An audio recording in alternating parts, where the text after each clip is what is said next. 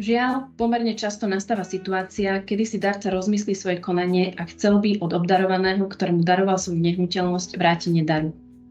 Samozrejme je to možné, najmä ak sú vzťahy medzi týmito osobami stále dobré, obdarovaný môže na darcu previesť dar, do úvahy prichádza napríklad aj darovacia zmluva. Vyslovene nárok na vrátenie daru má darca len vo výnimočných prípadoch.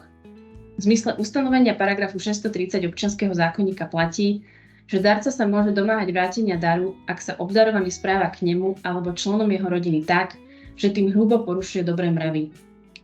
Takéhoto správania sa musí dopustiť samotný obdarovaný. Akékoľvek nevhodné správanie zo strany obdarovaného ešte nezaklada darcovi právo domáhať sa vrátenia daru.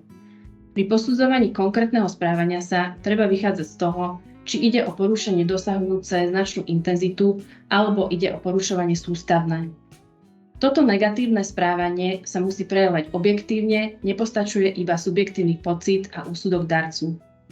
Právo darcu domáhať sa vrátenia daru je jeho osobným právom, to znamená, že vrátenie daru môže žiadať len darca.